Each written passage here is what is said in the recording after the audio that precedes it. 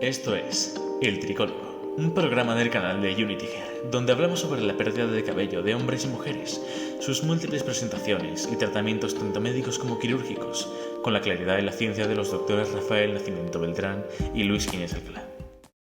Muy buenas, pues ya estamos de vuelta con el capítulo 6. Rafa, ¿qué te parece? Muy bien. ¿No? A ver, es un capítulo, bueno, ya tú lo vas a empezar a comentar y es lo que te comentaba, ¿no? Lo que comentábamos hace unos días en la introducción. El ataque a los folículos pilosos. A los ¿no? folículos pilosos. Entonces, yo soy el doctor Luis Alcalá. Yo soy Rafa Nacimiento. Y esto es el capítulo 6. Entonces, habíamos quedado un poco en hablar de fluido anágeno, ¿no? Y es un poco por ir completando. El tema de los efluvios es bastante largo y es también un poco difícil de explicar. Pero bueno, a lo que vamos. Entonces, los efluvios depende del momento en el que se caigan, donde recogen su apellido, ¿no? Entonces, en este caso, en el efluvio anágeno, sería la caída del tallo piloso en fase de crecimiento, ¿no?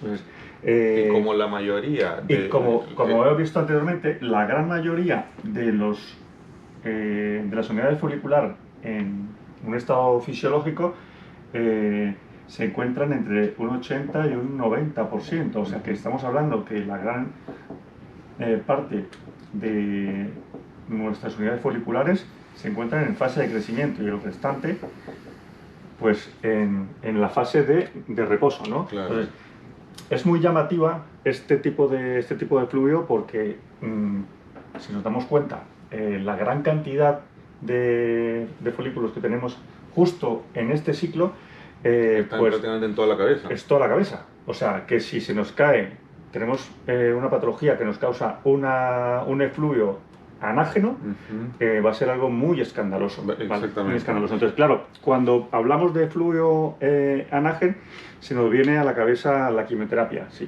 efectivamente. Entonces, para hablar un poquillo, Rafa, si quieres, el efluvio anágeno pues tiene una parte que es, o se clasifica en el anágeno distrófico, que sería, ahí estarían incluidos los que están desencadenados por la quimioterapia, ¿no?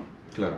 Por la quimioterapia, por la radioterapia también, ¿vale? Que al final esto lo que va es modificar a nivel celular la zona y va a hacer que se caiga el pleonágeno. Tenemos luego el pénfico vulgar, ¿no? Y tenemos uno de los temas de los que vamos a hablar, que también yo creo que es el más relevante de todos, dentro de la alopecia, el efluvio anágeno, que sería la alopecia areata. La AA, ¿no? La AA. Entonces, para resumir, cuando hablamos de alopecia o de fluvio anágeno, estamos hablando de una caída de los tallos pilosos en fase de crecimiento, o sea, que va a ser muy escandalosa por la gran proporción de unidades foliculares que se encuentran en ese momento del ciclo y que se van a perder. Ejemplos clásicos: la quimioterapia, la radioterapia, sí. Y otro de los clásicos, en que sí vamos a profundizar un poco más, que sí que amerita extenderse, es la AA, la alopecia areata. Exactamente. Entonces, hay una disrupción, ¿no? de este crecimiento, y es ahí en donde lo que comentábamos ya hace algunos temas atrás, el tiempo y la cantidad. Aquí, por ejemplo, las personas que están en quimio, a veces no es necesario que pase mucho tiempo, pero sí siempre la cantidad es excesiva, ¿no? Entonces eso es notorio, y por eso cuando nosotros los examinamos o vemos tallos rotos, puntos negros, puntos amarillos y una serie de signos, ¿no? De Paul-Pincus. Luego hay otra serie de signos a nivel microscópico que nosotros vemos con la tricoscopia, en donde podemos ir completando, digamos así, lo que la gente nos cuenta con una exploración física. Entonces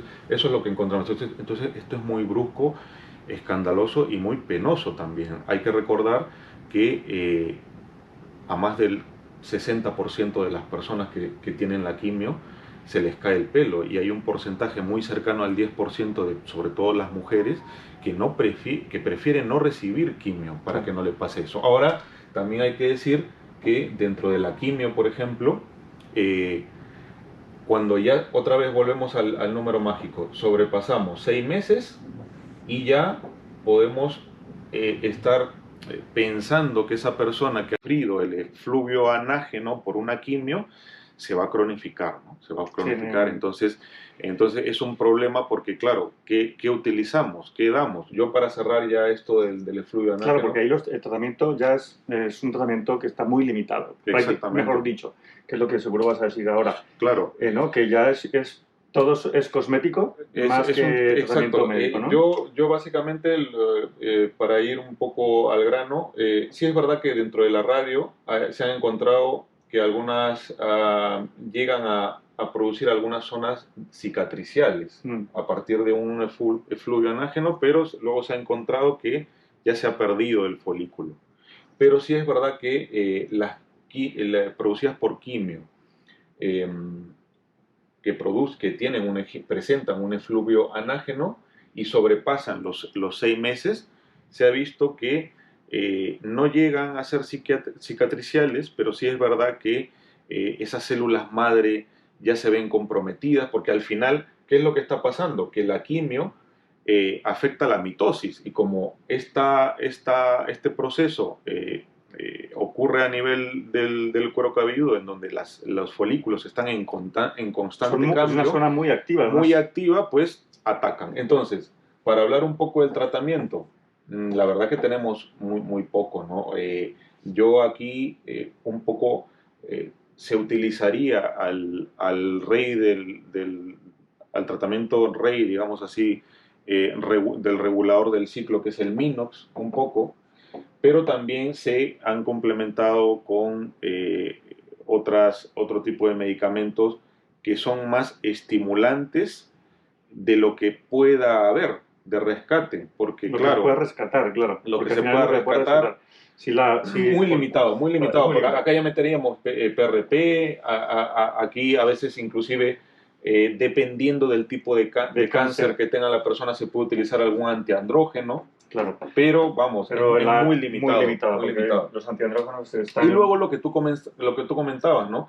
El tema de la cosmética, en donde, a ver, ¿por qué no utilizarlo cuando ya se pasa un año o 2 años, ya estamos frente a una cronificación, y las personas, en su mayoría mujeres, pero también hombres, le puede suceder que esto no regresa, se vuelva permanente. Entonces, dentro de la cosmética, pues yo mencionaría básicamente 2, ¿no?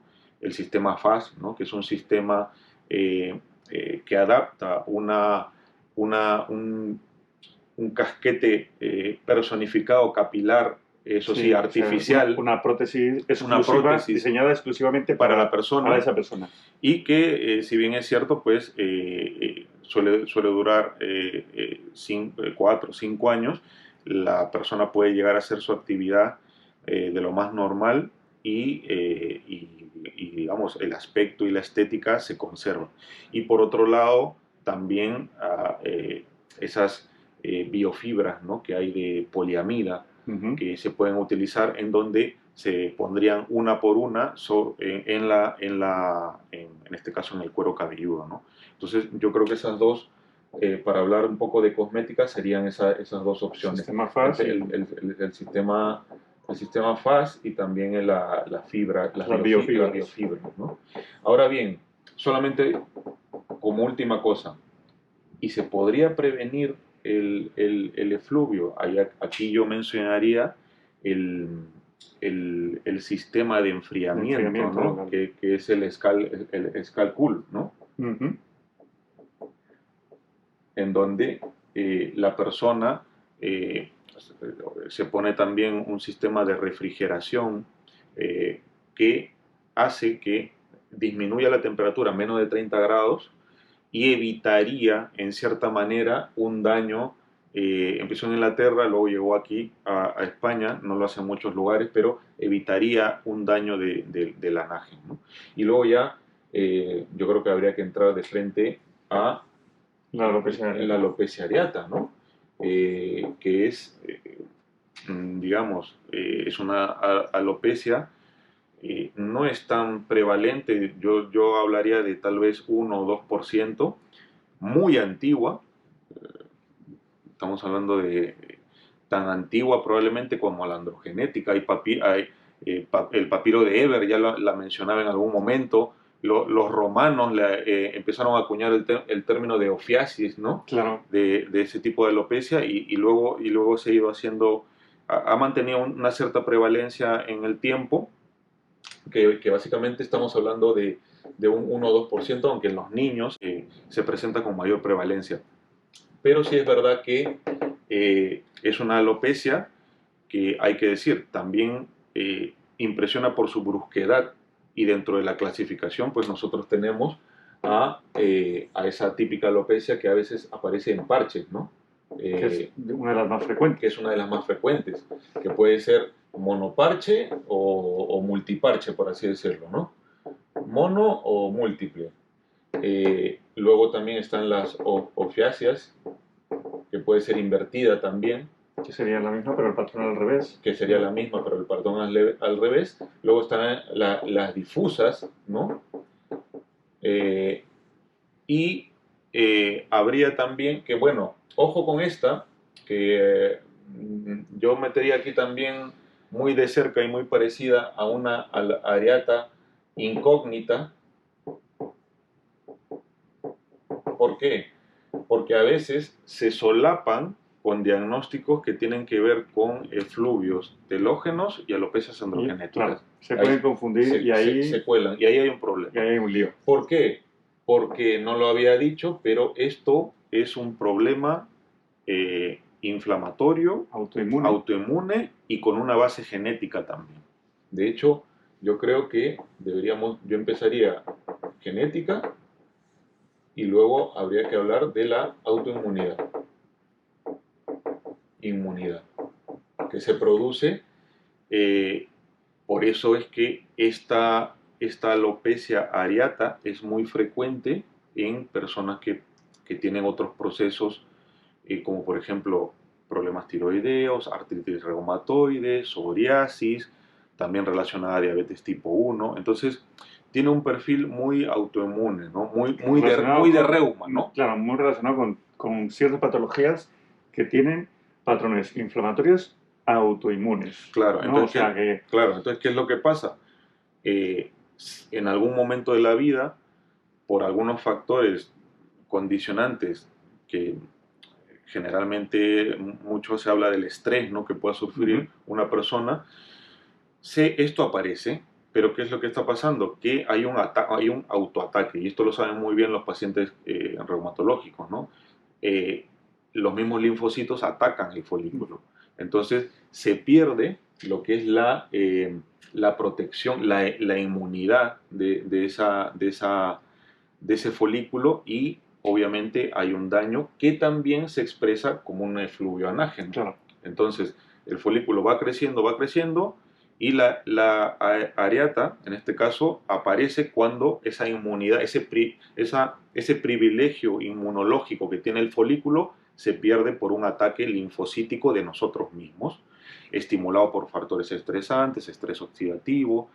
También tiene que ver la microbiota del organismo. Se hablaba también dentro del tratamiento, hay algunos estudios que hablan de modificar cual Clostridium difícil, ¿no? Claro, sí.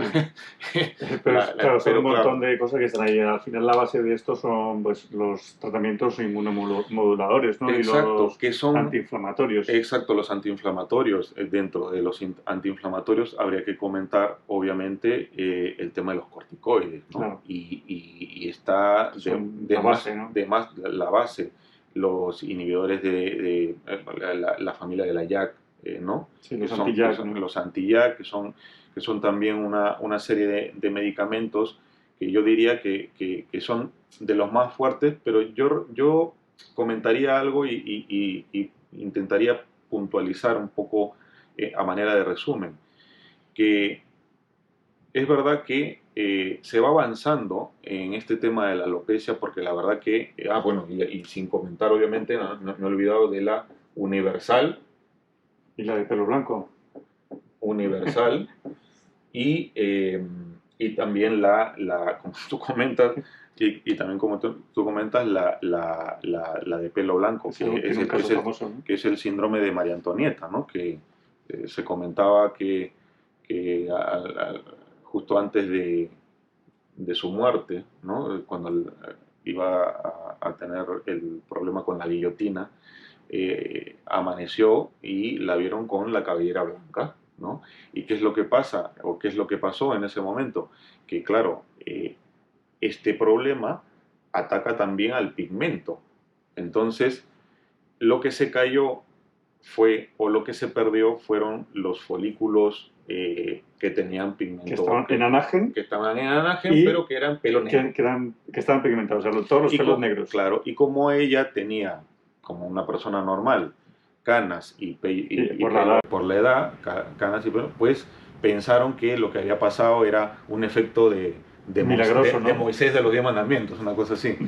Pero no, era que se le había caído el otro pelo y... Por el estrés seguro tendría algún factor genético ahí. Pero claro, los totales, las areatas totales y universales son muy complicadas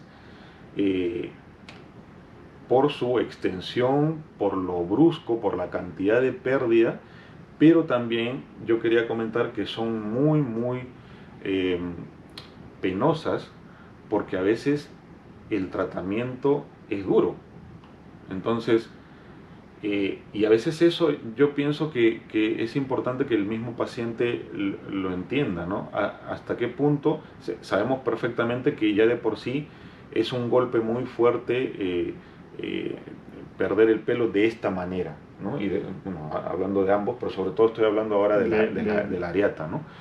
Es un golpe muy fuerte, sobre todo en el caso de las mujeres, hay un componente de depresión y de estrés muy importante.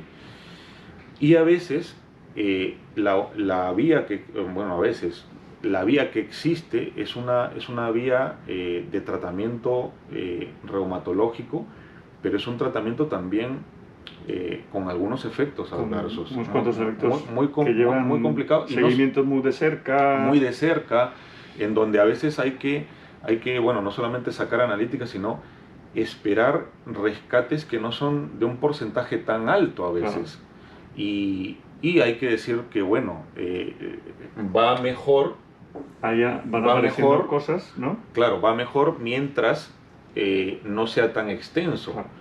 Pero a veces cuando es muy extenso, como estas de aquí, hay que utilizar un tratamiento sistémico prolongado y largo y a veces eso cuesta. Por eso es que ambas no deben... yo no olvidaría tanto la parte cosmética, ¿no? Claro. Y por eso hemos mencionado el caso del sistema fácil y a las biofibras, porque cuando esto se hace crónico, o se hace crónico y se hace y ya se tiene una extensión importante, que una persona ve que pasa el tiempo y ve que no crece, que no da resultado. Yo personalmente, a ver, cada quien decide, ¿no? Pero creo que es probablemente mucho más sano a veces utilizar la cosmética, ¿no? O sea, eso no está mal, que también tiene claro. cosas tecnológicas. Sí, ¿no? La verdad que lo vemos un poco, en nuestra cultura lo vemos un poco ese tema de, ¿no? de llevar una peluca, tal, aunque sea claro. tal y demás, lo vemos un poco como que no está bien, ¿no? Pero bueno, pero es porque es nuestra cultura, porque los afroamericanos, la cultura afroamericana lleva muchísimo tiempo utilizando prótesis capilares. Vamos, claro. Está en ellos, se ve como una cosa normal. Claro. Y es que así es una cosa totalmente normal claro. y que la tenemos disponible sí. actualmente y que estéticamente... Es verdad que también influye mucho el precio, pero también es verdad que comparado pues con las cirugías capilares, pues tampoco creas que hay mucha, Claro. mucha sobre todo diferencia. en este tipo de Y en situaciones. esto que sí lo amerita. Sí, sí lo amerita Bueno, porque la cirugía capilar a ver, no lo está amerita, indicada. O lo sea, amerita. Yo de seguro me estoy pasando. Yo creo que lo amerita. Que lo amerite va a depender mucho de la persona y de sus deseos. Pero claro, estos son muy extensos, ¿no? Y son muy bruscos, ¿no? Entonces, son diferentes a la androgenética. Entonces, por eso es que a veces inclusive se ha tenido que plantear, basándose en este tipo de alopecia tan cruenta, estudios para la recuperación que tienen que ver a veces con células madre, ¿no? Que luego ya habrá algún capítulo donde tocaremos más de cerca, pero básicamente es eso. Van muy bien cuando son monoparches o Claro. algunos multiparches, utilizar corticoide tópico, pinchado, ¿no? Eso no exceder los 40 miligramos al día. O si tienen una patología asociada, pues utilizar los anti-JAK, ¿no? Que esté indicado que está indicado y bueno, es un poco de lo que más da resultado, ¿no? Por así decirlo. Pero también hay que decirlo que depende de la edad. Hay niños que tienen este problema y tenemos que utilizar Minox, ¿no? Tenemos que utilizar Minox con tal vez corticoides que no sean sistémicos. Entonces hay que unir y alinear muchas variables para dar un mejor tratamiento. Si queremos dar una idea, por así decirlo, es que uno valore muy bien los resultados que estás teniendo, en qué estadio está, su edad, porque sabemos que esto pesa, ¿no? Esto pesa y ocasiona un gran desgaste emocional. Claro. Para meternos en un tratamiento que puede ser largo, que lleve a otro desgaste, entonces... Y que al final no obtengas la posibilidad de que no tengas el resultado que deseas. Que, pues, que hay gente que le va muy bien muy y está perfecto, pero es para tenerlo en cuenta. Entonces, esto era un poco lo que nosotros queríamos hablar rápidamente en forma clara, sobre todo de este peso que a veces tienen las personas con respecto a este tipo de alopecia, y ya iríamos en los próximos capítulos un poco ya a meternos a la estrella que es la androgenética. Así que yo... Lo dejamos por hoy, ¿no? Lo dejamos por ahora y ya nos veríamos en el capítulo número 7. Aquí, nos esperaríamos aquí mismo. En el mismo sitio. En el mismo sitio. Así que nos vemos. Hasta la próxima.